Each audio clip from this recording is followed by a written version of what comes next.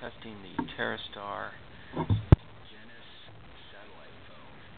It's a cell sat, meaning that it operates as a cell phone in town and operates as a satellite phone when out of range of cell towers. If you've used satellite phones in the past, perhaps the Iridium like I have, you are just absolutely astonished by the size that we're looking at here.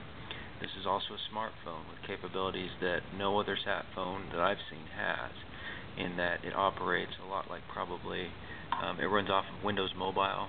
So if you're used to using that, you can access the internet, you can download apps, text, email, calendars. You want to make sure you're doing all that from the cellular mode and not from the satellite mode, of course. It's size-wise, again, very impressed with the size. Durability, a little bit questionable because it's more of a smartphone type design, whereas the old standard that we're used to, which is weather resistant and very rugged. I mean, I've dropped this Motorola from my bike doing 30 miles an hour, picked it up and just kept going. Of course, it's very limited in its capabilities, very poor picture and video quality, not really much of a smartphone even though it has internet access, but a great all-around phone for carrying around in your pack without having to worry about it getting damaged. But you can compare the size. You're not looking at too much bigger. This is not an iPhone, it's an iTouch, so this is a little bit of an unfair comparison. But I just wanted to give you that type of comparison as well. A few items you would probably have in your pack: a canister, give you an idea there, and a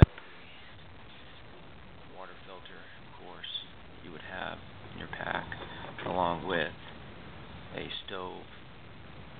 So, just to give you an idea, if we put it on the scale, it's going to weigh in at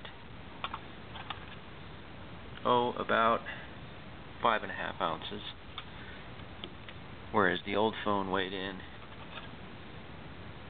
exactly the same. Surprised me there. It is on the AT&T network, so you do need to get an AT&T plan. I worked up a plan, just the very basic plan. The phone runs about $1,000. So that's something to keep in mind as opposed to the iPhone on the Verizon network, which is running $199. I compare it to the iPhone on the Verizon network because for those of us that have been waiting forever for the iPhone to hit Verizon, now we have this option.